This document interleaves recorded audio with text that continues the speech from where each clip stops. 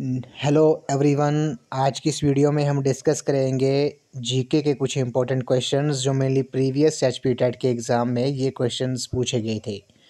तो फ्रेंड्स, इन क्वेश्चंस के मैं आपको जितने भी आंसर बताऊंगा वो फाइनल आंसर की के अकॉर्डिंग ही बताऊंगा जो एचपी बॉस धर्मशाला ने जारी की थी।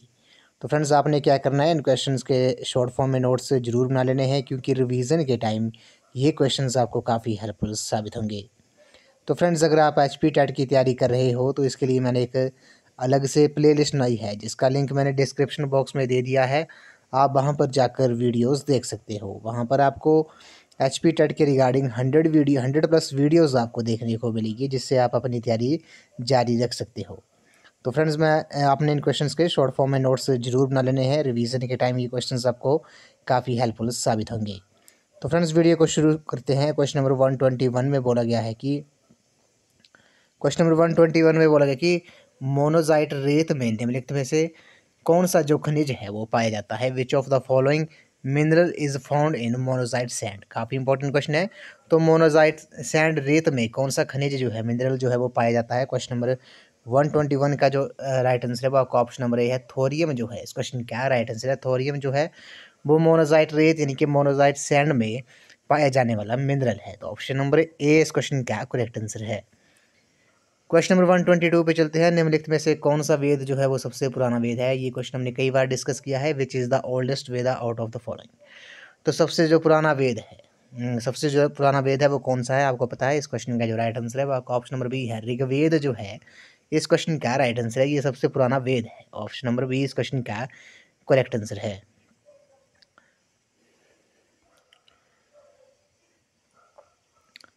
क्वेश्चन नंबर 123 में बोला गया है कि संस्कृत भाषा में हर्षवर्धन की जीवनी हर्षचरित किसने लिखी थी। काफ़ी इंपॉर्टेंट क्वेश्चन है।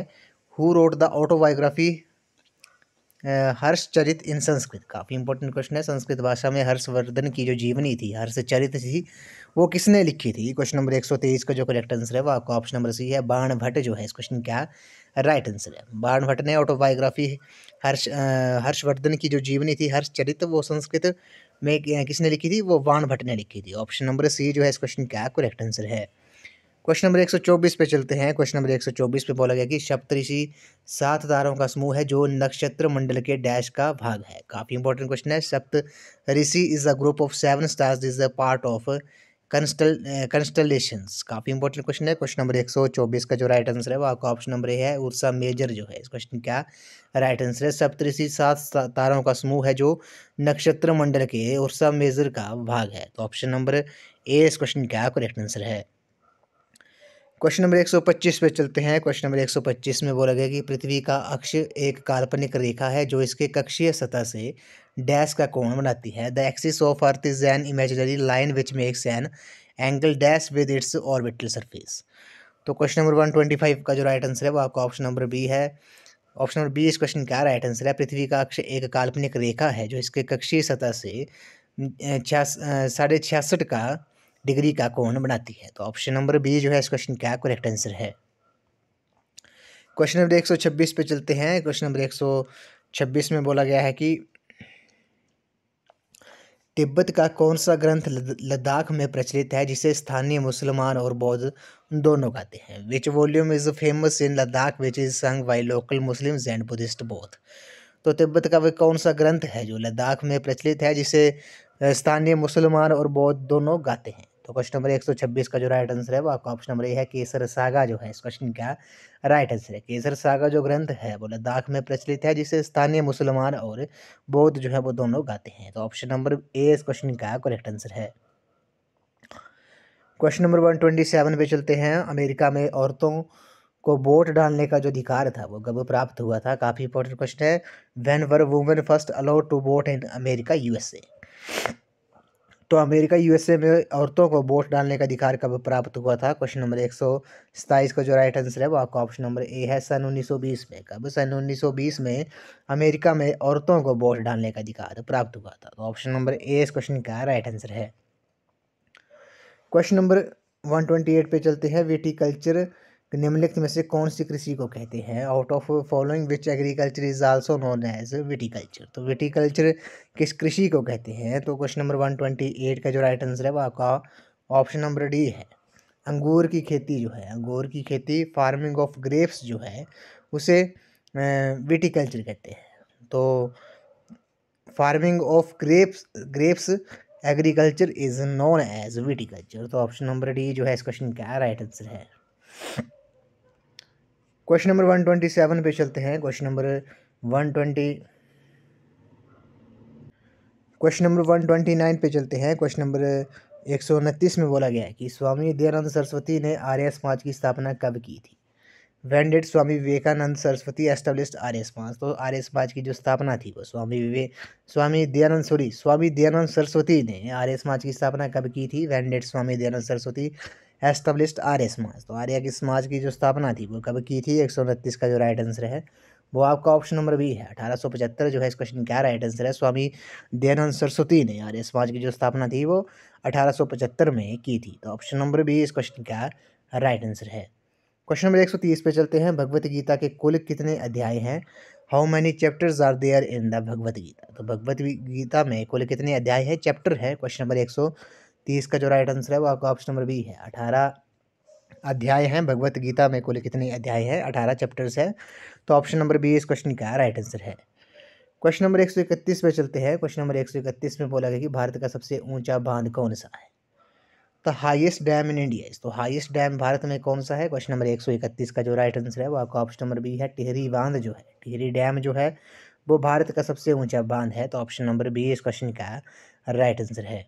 क्वेश्चन नंबर 132 पे चलते हैं। विश्व में सबसे अधिक वर्षा वाला क्षेत्र कौन सा है? The world highest rainfall occurs in. तो विश्व में सबसे अधिक वर्षा वाला क्षेत्र कौन सा है? क्वेश्चन नंबर 132 का जो राइट आंसर है वो आपका ऑप्शन नंबर सी है, मौसिन राम जो है, मेघालय है। मावन सिंह राम जो है इस क्वेश्चन का राइट आंसर है। मेघालय स्टेट में ये पड़ता है। ये विश्व में सबसे अधिक वर्षा वाला क्षेत्र है मौसिन राम। तो ऑप्शन नंबर सी इस क्वेश्चन का राइट आंसर है।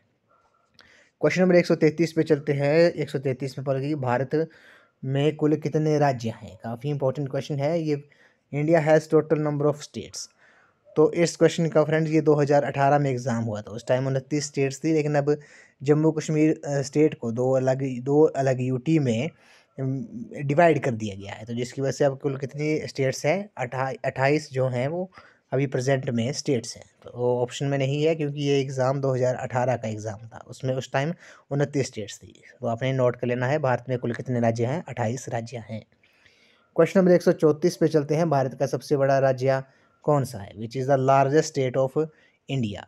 तो काफ़ी इंपॉर्टेंट क्वेश्चन है। क्वेश्चन नंबर 134 का जो राइट आंसर है वो आपका ऑप्शन नंबर सी है। यहाँ पर सबसे बड़ा राज्य, आपने यहाँ पे कंफ्यूज नहीं होना है। सबसे बड़ा राज्य जो है वो एरिया वाइज है। एरिया वाइज अगर आपको पूछा जाए तो राजस्थान होगा, अगर पॉपुलेशन वाइज पूछा जाए तो उत्तर प्रदेश होगा। ये भी आपने याद रखना है। तो ऑप्शन नंबर सी इस क्वेश्चन का करेक्ट आंसर है, सबसे बड़ा राज्य यानी कि एरिया वाइज। तो राजस्थान जो है इस क्वेश्चन का राइट आंसर है।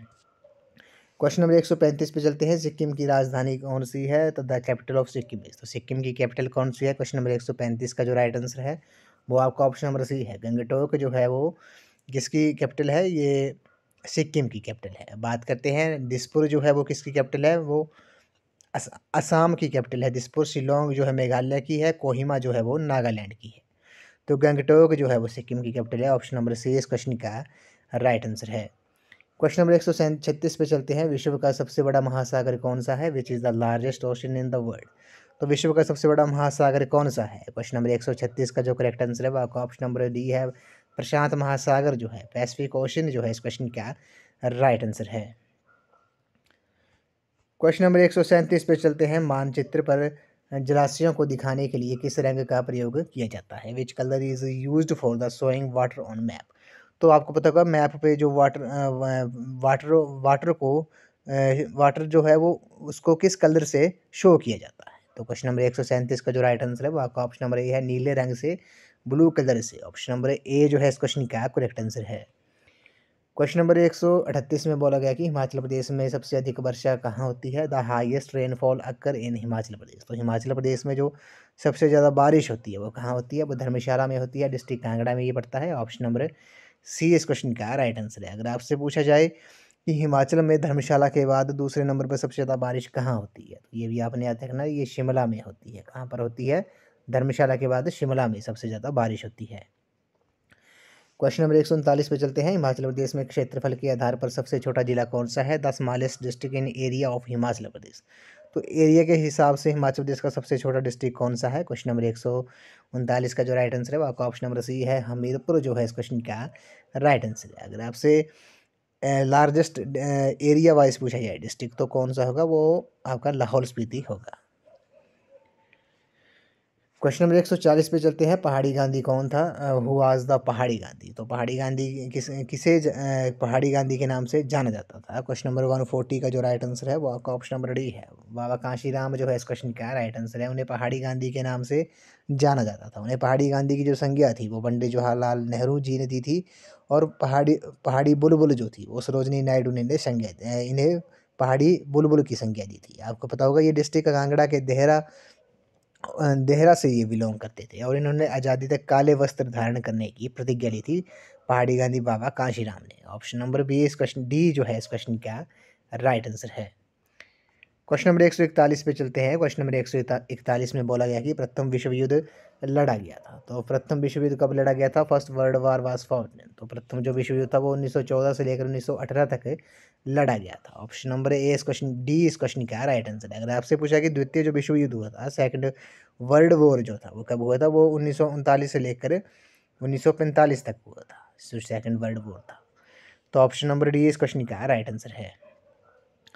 क्वेश्चन नंबर 142 पे चलते हैं। इसमें बोला गया कि भारत में रबड़ सबसे अधिक कहाँ पाया जाता है? रबड़ इज़ फाउंड इन इंडिया। तो रबड़ सबसे अधिक कहाँ पाया जाता है भारत में? ये केरला में पाया जाता है। ऑप्शन नंबर सी इस क्वेश्चन का राइट आंसर है। आपको पता होगा ये मसालों का बगीचा अगर आपसे पूछा जाए तो वो भी केरल स्टेट को ही कहते हैं।